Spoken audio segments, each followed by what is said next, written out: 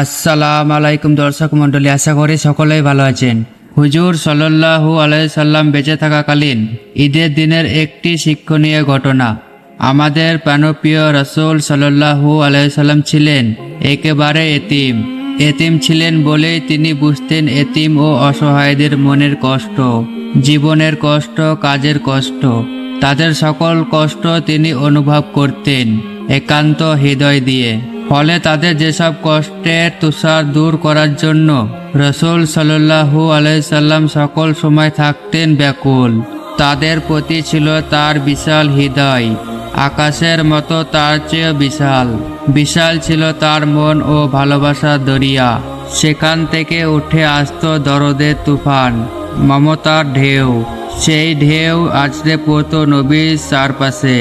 সকলের হৃদয়ে দুকুল ছাপিয়ে যেত রাসূল সাল্লাল্লাহু আলাইহি সাল্লাম ভালোবাসার কোমল তুষারে। মানুষের প্রতি মানুষের ভালোবাসা সে তো এক মহৎ গুণ। মানুষকে ভালোবাসতেন রাসূল সাল্লাল্লাহু আলাইহি সাল্লাম মন দিয়ে, প্রাণ দিয়ে, জীবন দিয়ে। কিন্তু এতিম, গরিব, অসুস্থ এবং অসহায়দের প্রতি রাসূল সাল্লাল্লাহু ভালোবাসার মাত্রা ছিল অনেক গুণ বেশি, যার কোনো তুলনায় হয় না। সেই ভালোবাসা নজির তো রয়ে গেছে রাসূল সাল্লাল্লাহু আলাইহি সাল্লাম জীবনেই। তার জীবন ইতিহাস যেমন শিক্ষণীয় তেমনি পালনীয়। ঈদ মানে তো খুশি আর খুশি, আনন্দের ঢেউ।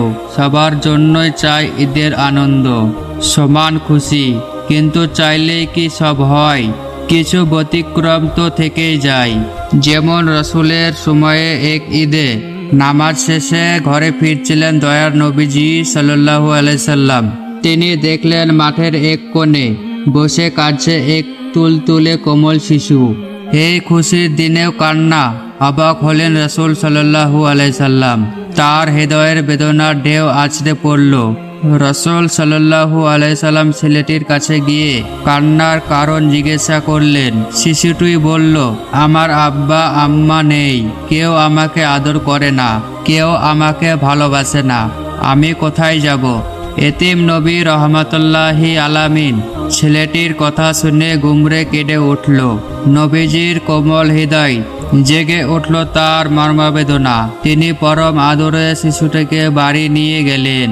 হযরত আয়েশা রাদিয়াল্লাহু আনহুকে ডেকে বললেন, হে আয়েশা, ঈদের দিনে তোমার জন্য একটি উপহার নিয়ে এসেছি, এই নাও তোমার উপহার। ছেলেটিকে পেয়ে দারুণ খুশি হলেন হযরত আয়েশা রাদিয়াল্লাহু আনহু।